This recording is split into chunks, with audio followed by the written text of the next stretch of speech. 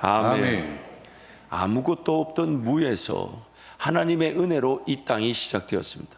그래서 하나님의 은혜로 우리 인생은 시작되었고, 또 하나님 은혜로 죄 가운데 있는 우리가 구원을 받았고, 또한 하나님 은혜로 우리는 오늘 살아가며 그 하나님 은혜로 영원한 천국에서 주님과 동행하게 됩니다. 그래서 오늘 우리 성도들의 삶은 어떤 평가든 어떤 계획이든 어떤 반성이든 어떤 미래의 계획이든 하나님의 은혜로 삶을 계산해 볼 줄 알아야 합니다. 하나님 은혜를 기준으로. 왜냐하면 나란 존재의 유무, 또한 내 존재가, 또한 이 자의 모든 질서와 만물이 하나님 은혜로 태동되었고, 하나님 은혜로 보호되어져 가며, 하나님 은혜로 주관되어져 가고, 하나님 은혜로 유지되어져 가고, 마침내는 예수 그리스도 그분을 만나는 그날까지 하나님 은혜로 우리가 이 땅에 존재하게 되는 것입니다. 그러면 우리 삶을 볼 때 그 하나님의 은혜로 삶을 계산해 볼 줄 알아야 합니다. 그래서 첫 번째, 은혜로 삶을 계산한다는 것은, 은혜로 삶을 계산한다는 것은 올바른 기준에서부터 삶을 계획하고 실천하고 또한 평가함을 뜻합니다. 왜냐하면 하나님께서 모든 인생의 창조자이시며 주관자이셔서 그분의 은혜로 삶이 시작되고 보호되고 영위되고 인도되어지기 때문입니다. 그래서 이제 제가 말씀을 차근차근히 이렇게 진행할 텐데 여러분 좀 집중해서 정말 그 하나님의 은혜로 시작되어진 삶의 내용들과 또 은혜로 구원받은 것과 또 은혜로 지금 하나님 우리와 함께 하신 내용들 전반적인 부분들을 그 하나님의 관점에서 한번 말씀을 나눠보겠습니다. 한 분이시면서 세 분이신 성부, 성자, 성령 하나님은, 한 분이시면서 세 분이신 성부, 성자, 성령 하나님은 서로가 서로에게 영원 전부터 영원까지 사랑의 관계 속에서 영광을 받으시기에 충분하셨습니다. 다른 어떤 존재를 필요로 하지 않으셨습니다. 하나님 그분의 이름을, 하나님의 그 영광을 받으시기 위해 다른 존재를 필요로 하지 않으시고 세 분이시면서 한 분이신 성부, 성자, 성령께서 영원한 사랑의 관계, 완벽한 사랑의 관계, 온전한 사랑의 관계, 그래서 서로에게 사랑을 주고 받으시고 또한 서로에게 영광을 주고 받으시는 완벽한 사랑의 영광의 관계를 지니고 계셨기 때문에 다른 어떤 존재를 필요로 하지 않으십니다. 영원한 사랑의 관계 속에서 영광을 받으시는 한 분이시면서 세 분이신 하나님께서 그 사랑을 그분의 형상을 닮은 사람으로 하여금 맛보도록 하기 위해서 창조하셨습니다. 그 사랑이 너무 좋아서 완벽해서 하나님 형상을 닮은 저와 여러분을 계획하시고 우리가 그 하나님이 서로 사랑하심으로 하나이듯 세 분이신 사랑의 관계를 우리도 맛보도록, 우리에게 뭔가 요구하시는 분이 아니에요. 뭘 하라고 하시는 분이 아니에요. 하나님의 사랑을 맛볼 때, 하나님 능력을 경험할 때, 그 은혜 아래 거할 때, 하나님 이런 능력도 있으시군요, 이렇게도 함께 하시는군요, 이런 일도 이루시는군요, 이런 길도 걸어가게 하시는군요, 이렇게도 사랑하시는군요. 하나님 정말 감사합니다. 그게 바로 우리가 드리는 예배, 감사의 고백인 것입니다. 사람으로 하여금 자유의지, 즉 자유선택의 능력으로 하나님을 찾고 구하고 의지하고 선택할 수 있도록 창조하셔서 하나님의 사랑을 맛보게 하시는 것이죠. 사랑의 관계를 위해 우리를 지으셨습니다. 그리고 그 사람이 자율적 사랑의 선택으로 하나님을 찾고 구하고 의지하고 사랑할 수 있도록 우리에게 자유의지, 즉 자유선택의 능력을 주셨어요. 왜냐하면 사랑이 강제적일 수가 없죠. 예를 들어 제가 어떤 예를 들어서 어떤 보니까 예를 들면 아니 왜 웃으세요? 제가 누구를 결혼하니까 자매를 지칭하기도 그렇고 그것도 더 요즘 시국이 안 좋아 형제를 사랑한다 하기도 그렇고 어쨌든 누군가를 사랑한다 할 때 내가 널 사랑하니까 너도 날 사랑해야 돼. 이거는 범죄죠. 범죄죠. 하나님께서 우리를 지으셨을 때 사랑을 맛보도록 하기 위해서, 그리고 그 사랑은 결국 하나님과 사랑의 관계가 되도록 위해 지으셨으니 마땅히 우리가 마음이든 정성이든 뜻이든 힘이든 목숨이든 하나님을 선택하고 하나님을 의지하고 하나님을 사랑할 수 있도록 하나님 자유의지, 즉 자유선택의 능력을 우리에게 주셨다는 것이에요. 사랑이 강제적일 수 없기에 자발적 그리고 자원한 마음으로 하나님을 사랑할 수 있도록 하나님이 우리를 지으신 것입니다. 하지만 이게 중요해요. 하지만 하나님의 사랑을 누리고 기뻐할 수 있도록 주어진 사람의 자유의지를 포함한 전인격적 요소는 인생을 이끌고 지킬 수 있는 능력은 아닙니다. 가장 대표적인 예가 아담과 하와의 불순종과 타락이었습니다. 오늘 자유의지, 자유선택의 능력뿐만 아니라 오늘 우리에게 부여되어진 모든 능력, 생각하는 거, 말하는 거, 행동하는 거, 힘, 에너지, 또 우리가 들고 있는 모든 것, 모든 사람에게 주어진, 사람에게 속한 모든 능력은 하나님 그분과의 사랑의 관계, 사랑을 맛보고 은혜를 경험하고 고백할 수 있는 사랑의 관계를 위해 주어진 것인데, 그것이 내 삶을 지켜주는 능력은 아니더라는 거예요. 그래서 아담과 하와가 하나님을 사랑할 기회로서의 삶보다는 자신들의 판단과 결정으로 하나님을 거절함으로써 죄를 짓게 되었고, 그 삶은 죄 가운데 타락하고, 그 이후로 태어난 모든 사람들은 죄 가운데 태어나 그 죄의 지배를 피할 수 없게 된 것입니다. 사람은 하나님을 떠나 살 수 있는 존재가 아닙니다. 하지만 죄로 인해 사람의 삶은 끊임없는 고통과 고난의 연속 속에서 신음하게 되었습니다. 사람이 하나님을 거절하고 떠난 결과로 죄 가운데 신음하다 지옥 형벌을 당하게 된 것인데, 하나님께서는 하나님의 거룩한 이름을 위하여, 즉 하나님께서 자기 백성들을 미리 계획하시고 창조하셨기에 실패하실 수 없다는 이유로 하나님의 은혜의 구원을 이루신 것입니다. 자기 백성임에도 그들이 하나님을 예비하지 않을 뿐 아니라 죄로 인한 죽음과 그로 인해 허덕거리는 삶에 대한 이해조차도 없는 상태였습니다. 그래서 구원자로 이 땅에 오신 예수 그리스도조차 알아보지 못하고 죽여버린 것이었습니다. 그럼에도 불구하고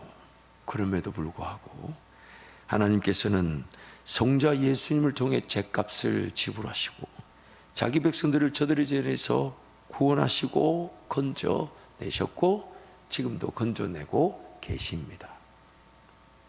자기 백성들이 죄와 구원에 대해 관심도 없음에도 찾아가셔서 일방적으로 회복시켜 주십니다. 하나님의 은혜가 죄악 가운데 있는 자기 백성들을 끝까지 추적하여 구원해내는 것입니다. 그래서 나인성의 한 가부가 남편도 잃었지만 하나밖에 없는 아들도 잃어 그 관을 메고 가는데, 그 관 안에 죽은 그 청년도 하나님 그대로 내버려 두면 하나님과 관계없는 자로 끝나버리니까 그 청년을 살려주셨죠. 아무도 예수님께 청년 살려달라고 말하지 않았어요. 예수님 일방적으로 찾아가 주셔서 구원해 주셨어요. 그 인생 그대로 내버려 두면 십자가상에서 그냥 강도로, 평생 강도로 살다가 강도로 십자가에 죽어야 될 판인데, 예수님 달린 그 십자가의 한편의 강도에게 하나님이 찾아가 주셨어요. 오늘 네가 나와 함께 낙원에 있으리라. 그 강도 인생도 그렇게 허무하게 끝나는 것이 아닌 하나님의 백성임을 확인시켜 주시는 그 일방적인 그 은혜가 그 사람을 추적하고 기다리고 인내했다가 하나님의 백성임을 고백하게 만드시는 그 은혜로 우리는 지금 구원을 받은 것입니다. 죄와 구원에 대해 전혀 관심도 없던 사람들은 하나님의 일방적 다가오심에 의해 하나님을 만나게 되었습니다. 죄의 현장에 하나님의 은혜가 급습하였습니다. 죄인들의 입장에서는 엄청난 충돌인 셈입니다. 하나님의 은혜의 충돌이 일어난 것입니다. 잘 살고 있든지 아니든지, 얼마나 큰 죄인인지 아닌지 등 사람의 형편과 상황과 수준과 상태를 묻지 않으시고 하나님의 백성이라는 이유로 일방적으로 찾아가셔서 죄인임을 회개케 하시고 예수님을 믿고 구원 얻게 하신 것입니다. 예수 믿고 구원을 얻었지만 여전히 죄의 법에 지배를 당하고 있는 안타까운 상태임에도 하나님의 은혜는 끊임없는 용서와 인도하심으로 자기 백성들을 이끌어 가십니다. 이 끊임없는 용서란 말은요, 하나님이 우리 아버지가 되시고 우리가 그분의 자녀가 되다 보니까 부모와 자식 간의 관계가 회복되니까. 그래서 여러분, 자녀들이 죄짓고 실수하고 실패하면 호적 파나요? 여러분 자녀들이, 물론 죄송합니다, 요즘은 세상이 흉흉해가지고 호적 파는 사람도 있다 그러더라고요. 그러니까. 근데 우리 죄를 용서받는다는 게 뭐냐면 그 죄의 경중이나 유무를 따져 묻고 용서한다 안 한다는 게 아니라 예수 그리스도 말미암아 우리는 하나님의 자녀로 회복되어졌으니까. 만약 우리가 용서함을 받지 못한다면 하나님의 자녀됨의 그 그리스도의 보혈의 대가가 취소되게 되는 거죠. 그래서 우리는 끊임없는 용서를 받는데, 그런데 우리가 가냐 하나님의 자녀라면 죄를 짓고 어떤 죄에서든지 용서해 주신 하나님 은혜에 감사해서, 그래서 그 은혜를 더하게 하려고 나 또 죄 지으러 갈래 라고 말할 수 없다는 겁니다. 그럴 수 없다는 거예요. 그러나 우리는 여전히 죄의 지배를 받다 보니까 뜻하지 않게 혹은 알면서도 죄를 지을 때가 있지만, 예수 그리스도의 보혈의 능력은 우리를 하나님의 자녀 삼아 주셨기 때문에 영원한 자녀로서의 관계를 하나님이 유지해 가고 계신 거예요. 그런데 너무 안타까운 거는 그 자녀들이 죄에서 지금 용서를 받고 하나님의 자녀가 되었는데도 저와 여러분이 이 죄 짓는 상태를 여전히 갖고 있더라면, 예수 믿었다고 그 다음날 완전히 바뀌는 사람이 있습니까? 예수 믿고 그 다음날 물론 시선이 바뀌고 생각이 바뀔 수 있지만 습관, 오락, 유행, 문화, 내가 삶을 살아왔던 그 방식이 바뀝니까?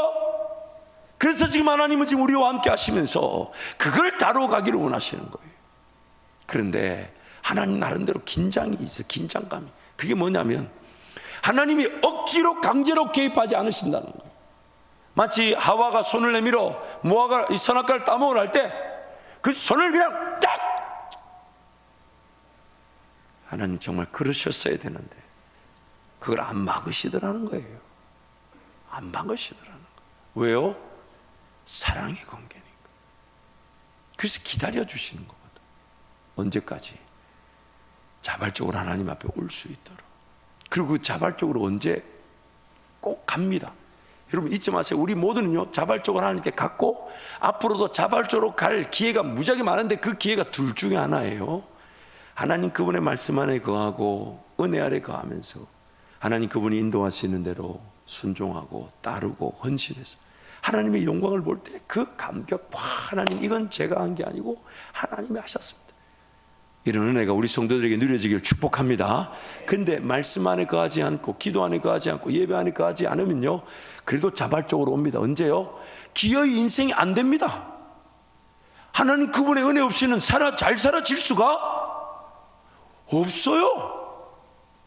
우리 인생에 하나님 그분의 지혜와 능력, 왜요? 우리에게 주어진 그 어떤 것도 우리 인생을 지키고 보호할 수 있는 건 하나도 없어요.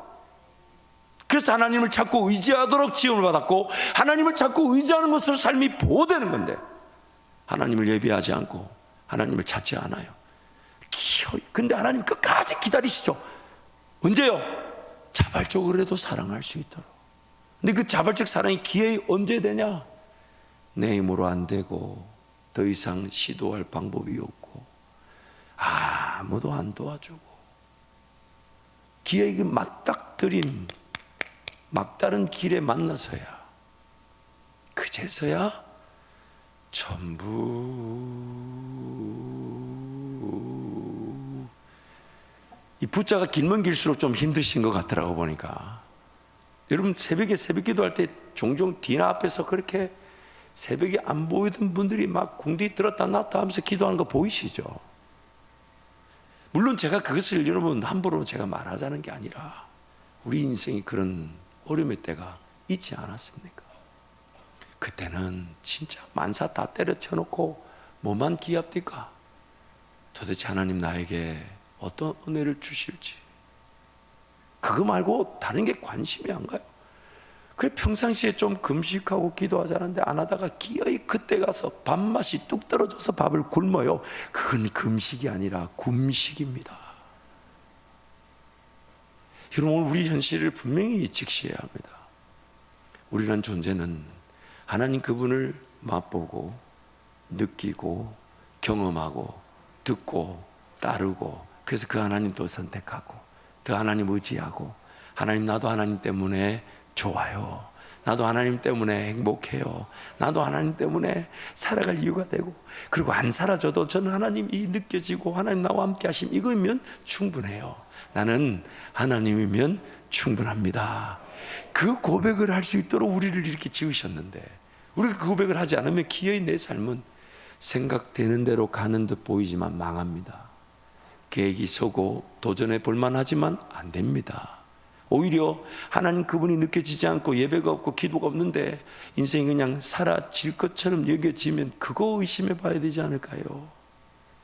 내 하나님의 은혜가 내게 충분한 줄 알아. 그 은혜를 날마다 기대하며 사모함이 없는데, 그런데도 내 인생이 뭔가 사라지고 있다면 그거를 좀 두려워해야 되지 않을까요?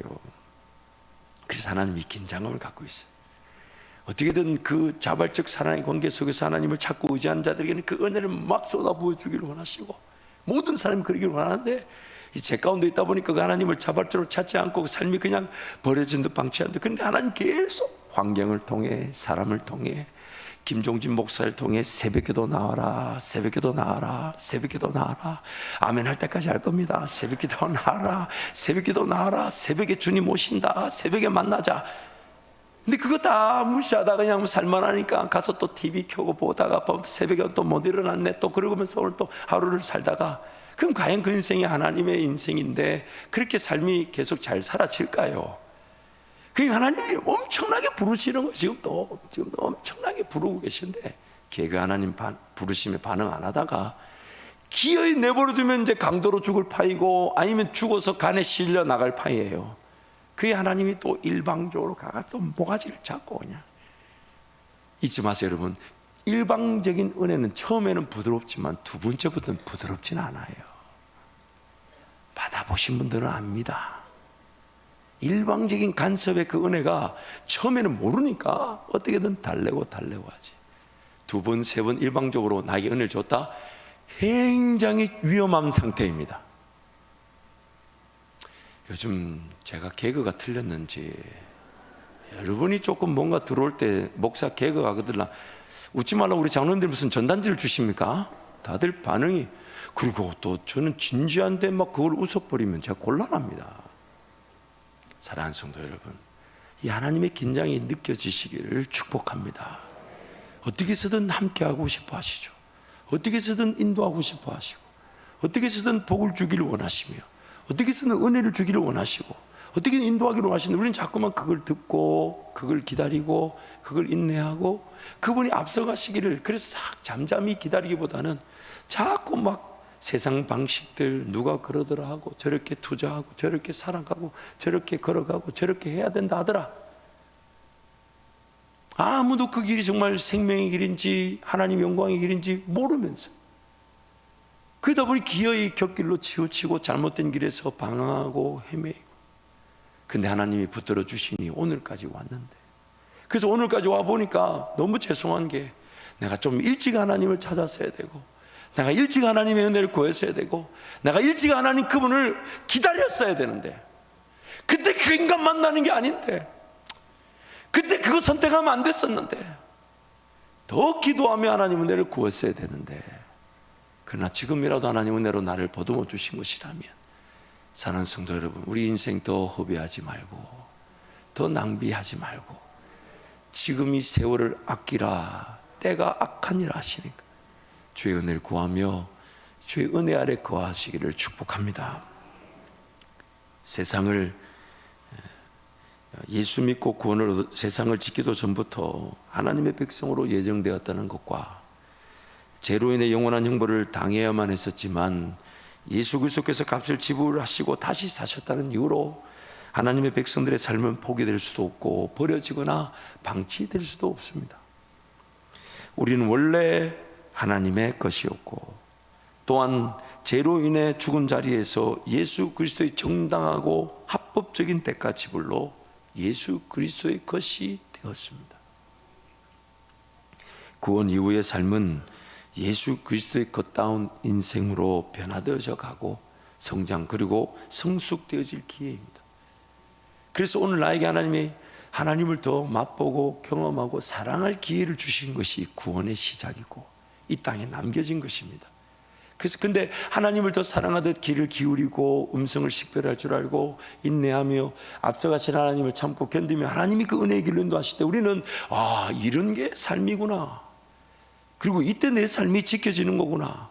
내가 이 길을 하나님과 함께 동행하며 따르지 않으면 나는 죄와 사망의 법에서 벗어날 수 없는 거구나. 그걸 알게 되면서 더 감격과 감사와 더 기대감과 갈급함과 메마름으로 하나님을 더 찾게 되는 거. 그게 바로 은혜 위에 은혜가 되는 것이고 믿음으로 믿음에 이르게 되는 것이며 또한 받은 생명이 더 풍성한 생명을 얻을 뿐 아니라 영광에서 영광으로 나아가게 되는 것입니다. 예수 믿고 구원 얻었다고 해서 삶 자체가 완전히 바뀌지 않았고 그로 인해 여전히 죄의 힘과 권세의 지배를 당하고 허덕거릴 수 있는 상태에 하나님 우리를 내버려 두시지를 않는 것입니다.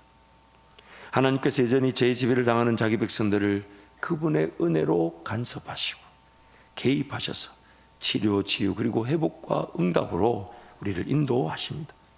물론 창조 때의 형상대로 회복, 즉 하나님을 온전히 찾고 구하고 의지하는 자가 되게 하셔서 창조와 구원의 목적인 사람의 자유 선택의 능력으로 하나님을 온전히 사랑할 기회를 주시고 그 사랑을 완성하시는 것. 이게 지금 성령 하나님 우리와 함께 하시면서 지향하는 유일한 목표입니다. 그리고 우리의 모든 삶들은 이제 그 일을 위해 기회를 얻은 것인데 그러나 하나님 우리를 포기하지 못하시니 죄 가운데 헤매더라도 건짐을 받아도 기회는 다시 하나님을 찾고 구하고 사랑할 그 사랑의 기회로 은혜를 누리게 되는 것이죠. 자발적 사랑의 기회로서의 삶이기 때문에 구원 이후에 강제적으로 사랑하도록 개입하시거나 간섭하지 않으십니다.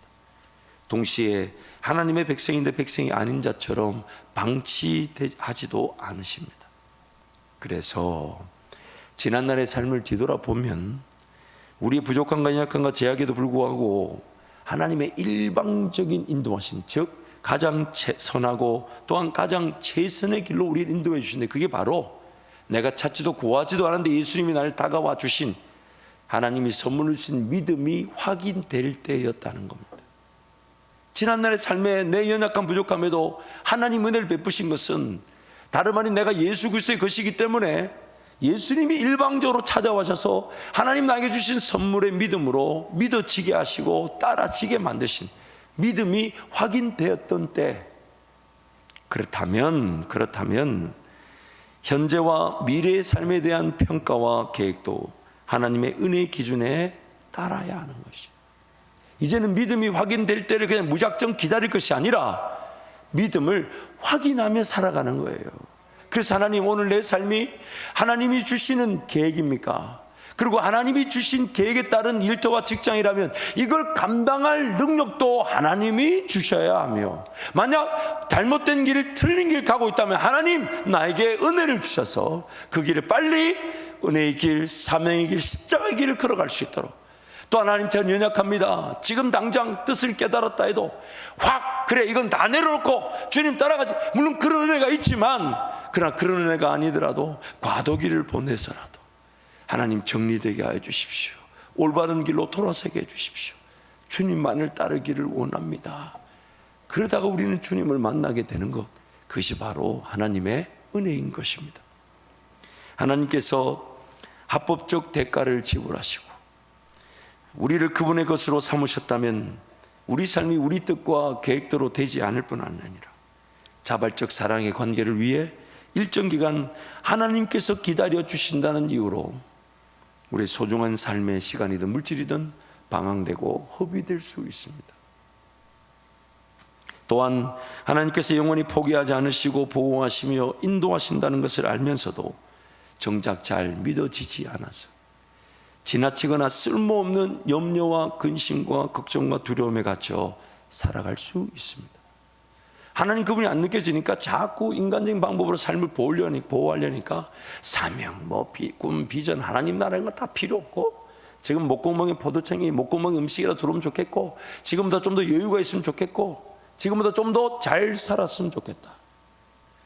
그렇게 치우쳐버리죠. 왜 치우칠까요? 하나님 그분이 안 믿어지는 거예요. 내 삶의 주관자가 되시고 포기하지 않으시는 하나님, 그분이 안 믿어지니까 염려, 근심, 걱정, 두려움에 온갖 잘못된 길을 시도합니다. 그래서 인생이 그렇게 허비되고 낭비되어져 버리는 거예요. 어떤 삶을 어떻게 살아가고 있든지 간에 하나님의 은혜가 미치지 못할 삶은 존재하지 않습니다. 하나님의 은혜가 미치지 못할 삶은 존재하지 않습니다.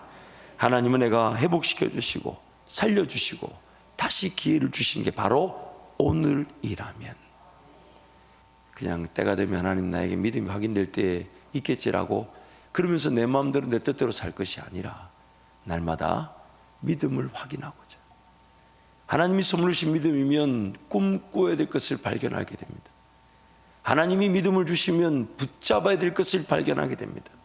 하나님이 믿음을 주시면 내려놓고 죽여야 될 것도 내려놓고 죽일 수 있게 됩니다.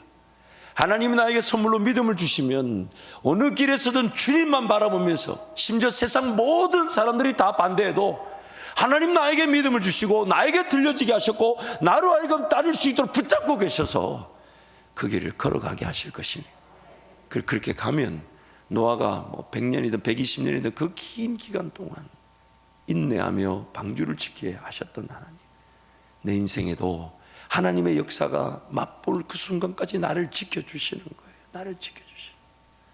제가 우리 영화 목사님 전화를 받고 한국으로 목사님 딱 전화를 받는데 첫째 날은 그런 감동이 없었는데 그 다음날 또 전화하셨더라고요. 그리고 한국 시간 새벽 3시더라고요. 이분은 잠도 안 자고 뭐하노?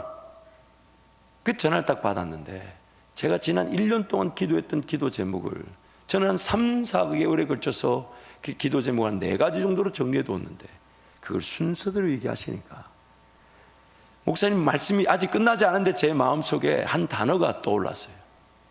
출발. 그리고 너무 신기한 건 이 얘기를 제가 한 10번을 했는데 여러분 그때마다 타이밍 좋게 웃어주시는 거는 매우 감사합니다. 매우 감사합니다. 그러나 여전히 저는 그렇게 확신이 돼도 그 11년 동안 미국 살았는데 그 정리하고 가기가 쉽지가 않잖아요. 그리고 방송국에 사표를 냈더니 그 대표 목사님이 그걸 찢어버리고 들어보려고 하지도 않고 찢어버리고 하나님의 뜻이 없는 데서 잘못된 길을 가는 거라고. 두 번째 갔더니 그렇게 가서 담임 목사 된 사람이 한 명도 없다고. 제가 그 한 명이 된 건 감사한 일이죠. 세 번째는 만나고 싶지 않아서 또 무슨 말을 좀 책 문 밑에 그냥 넣어놓고 왔어요. 왜 넣어놓고 왔냐? 그 전날에 제게 하나님이 저렇게 대표 목사님 저렇게 붙잡으시는데 있어야 되는 거 아닌가 생각이 있어요. 꿈을 꿨는데 무슨 꿈을 꿨냐면 우리 그 미주보험방송 대표 목사님 자리에 이렇게 표가 있어요. 대표 이렇게 누구 목사님. 근데 그 표가 싹 비워져 있더라고요. 그래서 꿈에서 제가 어떻게 해석을 했냐면 이분도 오래 계시지 않을 모양인가 보다. 그게 확신이 되니까 사표를 냈는데 아니다니까 9개월 뒤에 그 목사님도 그만두셨죠. 만약에 제가 거기 있었으면 완전 낙동강 오리알 될 뻔했어요. 그리고 제가 출발한다 하니까 모든 사람들 반대, 단 한 명도 찬성하는 사람 없어요. 심지어 저희 가족의 어머니 아버지 다 한 명도. 근데 또 가장 큰 중요한 사람이 한 사람 남았잖아요.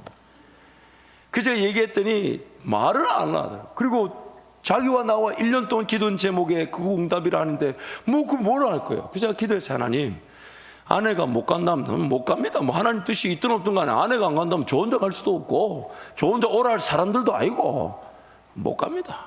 하나님이 저를 만나 주셨다면 아내를 만나 주십시오.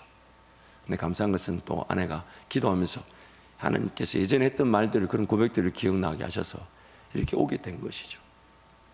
모든 사람 반대했어요. 그리고 와서도 목사님 저만 둘이만 알잖아요. 그것도 목사님이 확정한 것도 아니고 하나님의 뜻을 보자 한 것이니까. 근데 와서도 너무 감사한 것은, 그것도 제가 대학부 사역하면서 제 아내한테 그랬어요. 내가 후임이 되든 담임이 되든 그거 상관없이 지금 이 청년들과 사역하는 이게 행복하다, 이게 즐겁다, 난 이거면 됐다, 이거면 됐다. 근데 하나님이 오늘 이 자리까지 오게 하시지 않았습니까?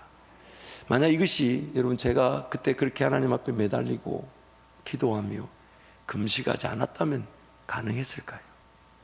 물론 제가 금식하고 기도했기 때문에 하나님 나에게 이루어 주신 건 아닙니다.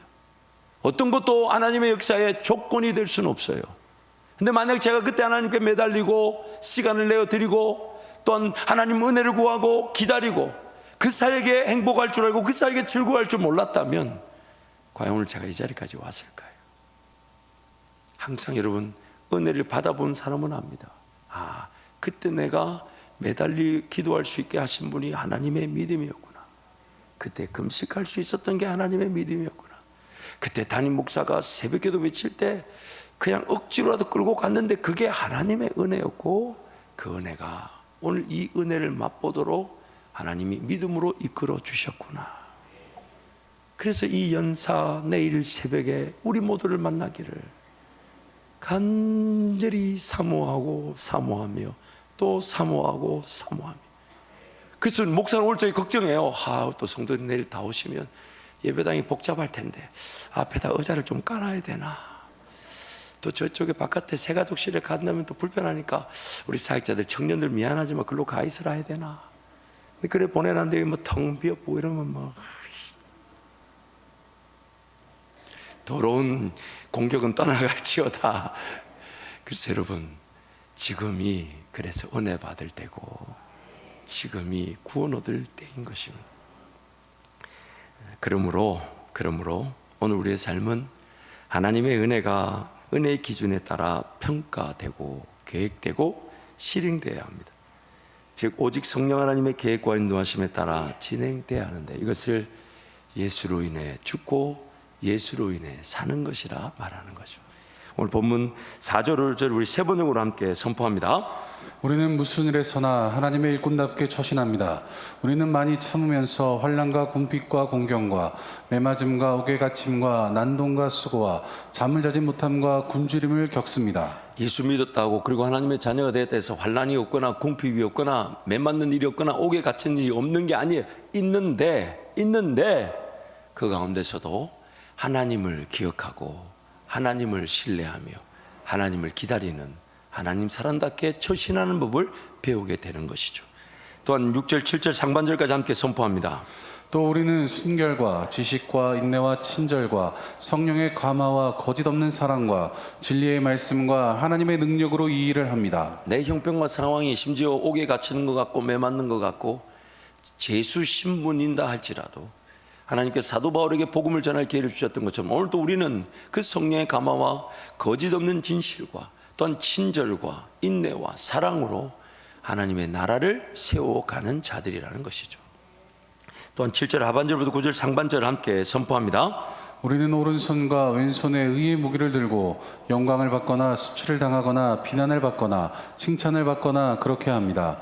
우리는 속이는 사람 같으나 진실하고 이름 없는 사람 같으나 유명하고 죽는 사람 같으나 보십시오 살아 있습니다. 하나님께서 우리를 또 우리 교회를 사용해 주셔서 하나님의 영광을 돌려드릴 그런 사역들과 역사를 맛보기도 합니다. 또 칭찬을 받기도 합니다.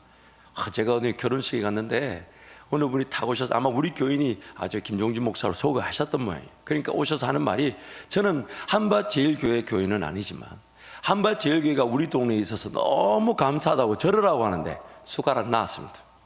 밥 안 먹어도 배부르더라고요. 그 결혼식 뷔페에서 그 한 분이 일부러 찾아오셔가지고 우리가 뭘 했는지 저도 잘 뭘 얘기도 안 하시고 뜬금없이 목사님 저는 한밭제일교 교회는 아니지만 한밭제일교가 우리 동네에 있어 너무 감사하다고 이렇게 절으라고 하시는데 숟가락 나왔습니다. 배가 부르더라고요. 사랑하는 성도 여러분, 하나님 우리에게 그런 기회를 주시지만 또한 수치를 당할 때도 있습니다. 비난을 받을 때도 있습니다.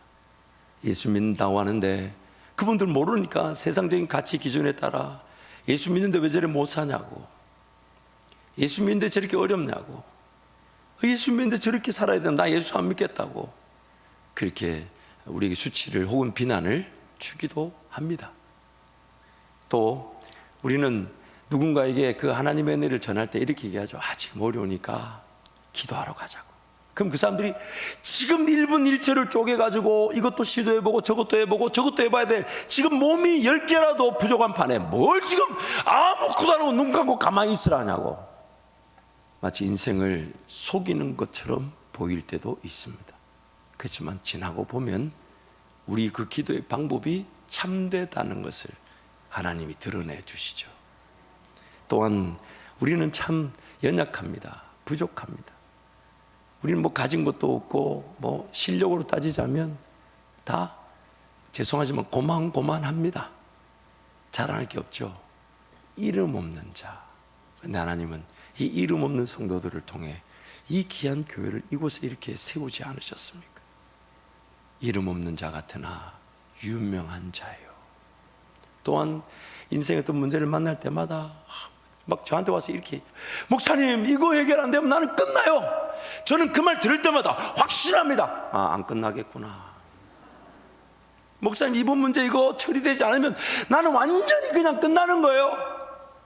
근데 나중에 보면 그 방식대로 해결되거나 주어지지 않은데 멀쩡하게 예배하고 계십니다. 지금 어때 막 끝났다 막. 저도 처음에는 막 잘 모르니까 그 얘기 들어보면 끝난 것 같아. 같이 막 벌벌 떨고 막 같이 기도했는데 나중에 보니까 그거 해결되지 않은데도 뭐 펄펄 살아가지고 막 예배하고. 그래서 물어봤어요. 장로님 그때 그거 끝나면 끝난다, 천국 간다 하지 않았어요? 왜 계신데? 비꼬면 인생이 뭐 그런 거지요. 참고로 여기 앉아 계시진 않습니다. 보세요. 죽은 자 같으나 우리는 지금 다 살아 있습니다. 벌벌 떨 일이 아니라는 거예요. 그러면서 또한 9절 하반절부터 10절 우리 함께 선포하겠습니다. 징벌을 받는 사람 같으나 죽임을 당하는 데까지는 이르지 않고, 근심하는 사람 같으나 항상 기뻐하고, 가난한 사람 같으나 많은 사람을 부유하게 하고, 아무것도 가지지 않은 사람 같으나 모든 것을 가진 사람입니다. 아멘. 어려운 일이 있고 아픔이 있고 고난이 있고 문제가 있어도 하나님이 다 그것을 우리를 자녀 삼으시기 위한 훈련의 기회로 삼아 주시니까 우리는 그것을 죄로 인한 형벌이 아니에요. 우리는 더 이상 형벌이나 심판을 당하지 않습니다. 그러나 그 죄의 잘못된 선택과 죄가 지배하는 그곳에서 하나님 오히려 그것을 우리를 자녀를 빚으시는 훈련의 기회로 삼아 주시니까, 그래서 징벌 당하는 것 같으나 죽임을 당하는 데까지 이르지 않는다. 여러분 살아보니까 사는 게 어렵던가요? 천국 가는 게 어렵던가요? 사는 게 어렵던가요? 죽는 게 어렵던가요? 죄송하지만 못 죽어서 지금 예배하러 왔잖아요. 죽었으면 영원한 천국에서 영원한 찬양을 들으며 예배할 건데, 그렇다면 우리 인생을 하나님께 맡기는 게 지극히 마땅하지 않냐 이 말이에요. 또한 근심하는 같으나 곧 기뻐하게 되죠. 그러면서 돌아보면서 괜히 떨었다, 괜히 근심했다, 괜히 걱정했다, 그렇게 말할 때가 있지 않습니까? 또 가난한 사람 같으나 많은 사람 부유하게 하고, 종종 이런 고백을 할 때가 있어요. 하나님 저 돈 많은 사람들 좀 섬기게 하지, 내 거 이거 얼마 되지도 않고 마치 사르밧 가부에 그 밀가루 한 움큼 기름 몇 방울 묻고 죽으려는데 그거를 굳이 뺏으러 가셔가지고. 하나님의 뜻이 뭡니까? 그렇게 밀가루가 떨어지고 기름이 떨어질 수밖에 없는 삶을 더 이상 내버려 두지 말고 하나님을 의지하는 기회로 삼으라는 겁니다. 하나님 그분의 기적을 맛보는 기회로, 그냥 내가 그냥 다 죽으면 죽겠지, 근데 오히려 그 죽으면 죽겠지라는 그 고백이 하나님 그분과 새롭게 시작하는 기적의 시작이 되게 하신다는 거예요. 아무것도 가지지 않은 사람 같으나 모든 것을 가졌다. 세상 어떤 지식이든 부하든 명예든 그 물질이든 간에 이런 뭐 얼마나 가져야 다 가지는 걸까요? 단 한 명도 존재하지 않습니다. 얼마나 가져야 부자인 줄도 모를 뿐만 아니라 모든 걸 다 가지려고 하는 사람 다 가질 수가 없어요. 그런데 오늘 우리는 없어도 주님이 앞서가시면 다 채워지게 되는 거, 부족해도 주님이 일하신다면 내 가진 거 없어도 주님이 채워주시는 거, 그게 바로 오늘 우리가 자랑하는 부요함인 것이죠. 그래서 삶을, 지난날의 삶을 평가해 볼 때 벌벌 떨지 말라는 거예요. 염려하지 말라는 거예요. 하나님 은혜로 오늘까지 왔으면 오늘부터라도 그 하나님 은혜가 헛되지 않도록 더욱 깨어 기도하며 주님을 바라보라. 그래서 6장 1절 2절에서 그렇게 결론으로 제시해 놓는 겁니다. 6장 1절 2절 말씀 우리 함께 선포합니다. 우리가 하나님과 함께 일하는 자로서 너희를 권하노니 하나님의 은혜를 헛되이 받지 말라. 이르시되 내가 은혜 베풀 때에 너에게 듣고 구원의 날에 너를 도왔다 하셨으니 보라 지금은 은혜 받을 만한 때요 보라 지금은 구원의 날이로다. 하나님이 알아서 일해 주시겠지 하고 삶을 내버려 두지 말라는 겁니다. 하나님 때가 되면 건져 주시겠지 하고 삶을 그냥 방치하지 말라는 겁니다. 하나님의 은혜를 헛되이 받지 마라. 지금이 구원받을 때고 지금이 은혜 받을 때고 지금 받는 은혜가 아니면 내 삶이 사라지지 않으니 하나님 은혜를 베풀어 주옵소서. 그것이 오늘 우리의 기도가 되고 그것이 매일매일의 새벽을 깨우는 원동력이 되는 것입니다. 그래서 내일 새벽부터 하나님이 오늘 은혜보다 더 놀라운 은혜를 부어 주실 것입니다. 우리보다 우리를 먼저 기다리고 계신 하나님이 더 놀라운 은혜를 부어 주실 때 매일매일 그 은혜로 살아가시기를 축복합니다. 그래서 제가 오늘 말씀을 정리하면서 한 10가지 정도로 적용점을 한번 제시해 보려고 합니다. 첫 번째 한번 선포할까? 시작. 일희일비하지 마십시다. 다시 시작. 일희일비하지 마십시다. 여러분 제가 엊그제 여러분 저기서 담임 목사 경상도 사람이니까 경상도 말도 좀 배워가면서 살아야 안 되겠어요? 일희일비를 경상도 말로 뭐라 하냐면 일희일비하지 말라는 걸 이렇게 얘기합니다. 희딱 빼딱 하지 마라. 이랬다 저랬다 하지 말라는 거예요. 좋았다고 이랬다고 뭐 안 좋다고 구석에 가서 이렇게 있지 말라는 거예요. 여러분 왜냐하면 두 번째 지금 어렵다고 해서 어려운 게 아니고 지금 평안하다고 해서 안주할 것이 아니기 때문입니다. 지금 어려운 건 오히려 하나님 만날 기회가 되고요. 지금 평안한 것은 더 하나님을 여유롭게 찬양할 기회가 되겠죠. 그렇기 때문에 어려울 땐 따라할까요? 어려울 땐 기도하고 즐거울 땐 찬송하자. 어려울 땐 기도하고 즐거울 땐 찬송하자.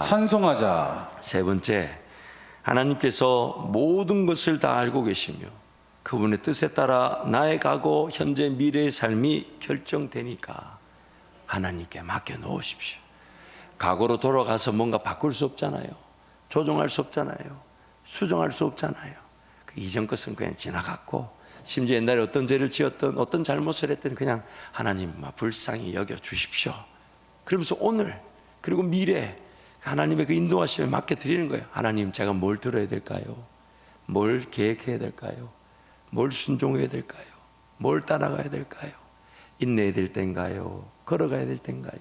일할 때인가요? 찬양할 때인가요? 하나님께 다 맡겨놓으면 하나님이 과거의 것은 전화위복의 대회가 되게 하시고 또한 합력하여 선을 이루실 것이고 앞으로는 제 가운데 맞닥뜨려져서 어쩔 수 없이 은혜가 필요한 상황이 아니라 믿음을 확인하고 하나님 나와 함께 하심을 확인하면서 하나님 은혜를 누리게 하실 것입니다.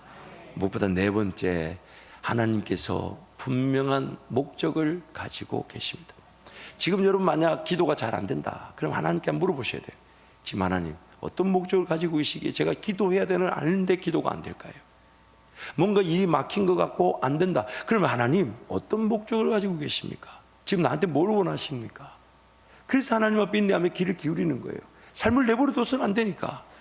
무엇보다도 어렵고 힘들다 걱정하지 마세요. 하나님이 목적을 가지고 계셔서 그 일이 허용되고 혹은 허락된 것이니까 하나님 앞에 인내할 때 오늘 우리의 삶은 하나님의 그 뜻 모든 것이 합력하여 선을 이루게 하시는 하나님의 뜻을 깨닫게 되는 것입니다. 또한 다섯 번째, 이 중요합니다. 한번 따라할까요? 하나님께서 때가 되면 열리고 풀리고 해결되게 하십니다. 그만둬라는 거예요. 제가 2007년 1월 달에 기도만 하면 그만두라 그러셔서 사실 담임 목사님 바뀌시고 한 6개월 그리고 목사님 저한테 한 3년 정도는 좀 같이 있어주면 좋겠다. 그래서 저도 교회를 위해서 그러려고 했는데 1월 달에 2007년 1월 달에 기도만 하면 자꾸 교회를 떠나요. 그럼 뭔가 또 신호도 있는 것 같고 징조도 있고 그래서 교회를 사임했는데 전혀 길이 열리지 않는 거예요. 심지어 뭔가 제가 교회 사역지를 가기로 결정되어 있었던 것도 정말 어처구니 없는 이상한 일로 그게 내 의도와 관계없이 자기네들 실수로 취소가 되어버렸어요. 그러면서 2월 달부터 이게 사역지가 갑자기 될 것처럼 여겼더니 안 되니까 이 떨리잖아요. 더군다나 그때는 애도 이제 승주가 우리 2006년에 태어났으니까 둘이나 있고 집에 가면 막 얼마나 많이 먹는지 뭐 그게 불안하더라고 나는. 애들 막 젖을 많이 먹는 것도 불안하고. 근데 어쨌든 그런 삶에 대한 부담이 있죠. 그러면서 계속 이 하나님 어떻게 되는 겁니까? 어떻게 됩니까? 그러니까 떨리니까 기도도 안 되고 기도하러 안 오니까 막 계속 살 길을 찾는 거예요. 벼룩시장, 뭐 교차로, 이민사회도 그런 게 있어요. 근데 제가 학생 비자니까 합법적으로 일할 수 있는 그 일이 없어. 다 불법적인 일만 해야 돼. 근데 그걸 고민하고 그 한 2달을 그렇게 떨었어요. 근데 2달을 떨다가 자꾸만 제가 돈을 벌어야 된다는 쪽으로 가고 있는 제 모습이 어느 날 새벽에 보여가지고 나 지금 뭐 하고 있는 거야 지금. 그러면서 이제 하나님 앞에 무릎을 꿇었어요. 글쎄 정말 할 수 있는 고백은 이거밖에 없죠. 뭐 살아도 주를 위해 살고 죽어도 주를 위해 죽는 거. 차라리 날 죽이십시오. 이러고 이제 있는데 하나님 저한테 도로 물으셨어요. 너는 지금 누구고 그리고 뭐 해야 되냐? 제가 그 한 1년 정도 기간 동안 깨닫는 게 뭐냐면 제가 착각했던 게 제가 교회 안에 혹은 일터와 직장에서 일을 해야 먹고 사는 줄 알았어요. 근데 하나님은 내가 하나님의 자녀이기 때문에 먹여주시고 입혀주시고 마시어주신 것인데 내가 그래서 교회 사역은 때가 되면 내가 열어줄 테고 교회 사역은 때가 되면 너의 길을 인도할 텐데 너 지금 누구냐? 교회 사역이 지금 연결되지 않았으면 너는 뭐 해야 되냐? 그래서 더 이상 기도하지 않고 벌떡 일어나 전도하러 갔습니다. 전도하러 갔습니다.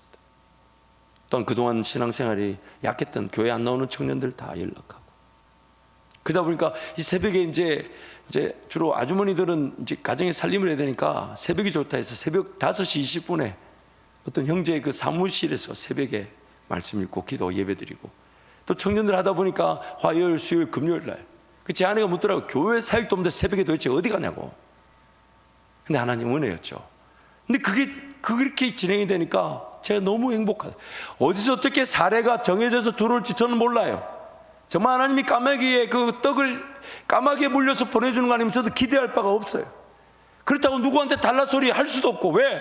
하나님 날 책임지실 텐데. 그래서 기도하고 인내했는데 한 1년 지나니까 그 자체가 행복하더라고요. 근데 그분들끼리 자기네들끼리 이제 김종진 그때 전도사니까 전도사가 이제 뭐 성경 공부하는 게 있다 하니까 자기네들끼리 모여가지고 저한테 와서 하는 말이 그때 12월 첫째 주인가 그랬던 것 같아요. 아니 전사님 성경 공부는 주중에 시켜놓고 주말에 왜 자꾸 딴 교회 가라 하냐. 우리가 예배당을 빌려왔으니까 예배 드리자. 그래가지고 자기들이 예배당을 빌려왔어요. 그래가지고 이제 12월 셋째 주인가 주일날 이렇게 얘기하더라고. 전사님 안 오면 우리는 다른 사역자 청빙에서 예배할 거라고. 그래서 갔죠. 그 감사한 건 34명인가 이렇게 왔더라고요. 한국에서 개척도 사실 30명 개척 멤버 쉽지 않잖아요. 너무 감사한데 저한테는 하나님 뜻이 없는 거예요. 그래서 그날부터 철회한 것이 셋째 주일 지난 화요일날 주님이 아니라고 얘기하셨고 그리고 제가 그 달라스로 갔다가 이제 이쪽으로 오게 됐죠. 그런데 2011년에 약 한 4년 5년 뒤에 또 하나님이 LA로 오게 하셔놓고는 사역지가 취소되게 하셨어요. 버지니아 동부에서 이제 짐 다 붙이고 여러분 그 버지니아 동부하고 LA까지 차 타고 넌스톱으로 가도 약 한 65시간 정도 70시간 걸려요.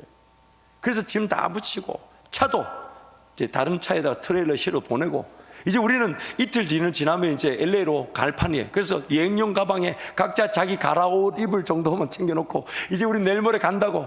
근데 우리 보라가 3살인가 4살 그래서 보라 지가방도 하나 챙겨주고 이렇게 니도 들어라. 그래가지고 우린 거의 여행 분위기 온 집안에 뭐 싹 깨끗하게 청소하고 이제 빈집에 비행기 탈만 기다리는데 목사님 전화 와가지고 그만두기로 한 목사님이 갑자기 살려달라고 다리를 붙잡으니 김종진 목사는 실력이 있어 갈 데가 많으니까 미안하다. 그걸 제가 그 자리에서 우리 아내한테 얘기 못했어요. 난리 나고 LA 안 간다 할까봐. 그러나 뭐 이미 짐은 다 붙였고 그래서 LA로 왔는데 근데 2007년 때 한번 경험했잖아요. 그래서 이번에는 작정하고 그동안 못 읽었던 성경도 좀 읽고 못 읽었던 책들도 읽고 연구하고 묵상하는 시간을 가져야 했다. 그래서 그 목사님한테 사역은 안 해도 좋으니까 키 달라 그래가지고 새벽 4시부터 12시까지 금식하면서 그 점심은 그 목사님 사모님한테 밥 내놔라 그래가지고 사역지 오라 해놓고 사람 만에 취소하는 거 어디 있냐고. 그러고 또 전도하러 가고. 물론 떨렸습니다. 왜 안 떨렸겠습니까? 그때는 이제 애들도 다 커서 이제 셋이나 되는데, 그래도 하나님 말고 저를 도울 사람이 없잖아요. 그리고 두렵고 떨린다고 그렇게 벌벌 떨면서 인생을 낭비할 수는 없잖아요. 근데 하나님 그때 성경 읽고 기도하고 또 연구하고 책 읽는 건 나중에 다 방송국에서 지금까지 다 써먹게 하시고, 지금 오히려 그런 시간들을 사모하고 기대하면서 하나님 한밭에 여기 담임 목사라도 한 1년 정도 책만 읽고 기도만 할 수 있도록 시간을 주십시오. 참 아멘을 아무도 안 하는 거는 이게 주님만이 이루실 일임을 저는 확신합니다. 아멘한 자에게 그런 휴식이 있을지어다. 그래서 여러분, 우리 인생 벌벌 떤다고 되는 게 아니잖아요. 때가 되면 다 열어주실 거고, 때가 되면 다 풀리게 하실 거고, 때가 되면 해결해 하신다면 나는 지금 뭐 해야 됩니까? 하나님 예배하고 하나님 바라보고 그동안 느슨해진 신앙 다시 한번 더 다독이고 격려하면서 차라리 주변의 이웃들 격려 기도해주고 사랑해주고 하나님 앞에 인내하는 것이 최고 행복한 시간이 될 것입니다. 또한 6번째, 그래서 확실하지 않은 미래는 하나님께 맡기고 오늘은 하나님 은혜 아래 거하면 됩니다. 예배하고 기도하고 말씀 보면 되는 것입니다.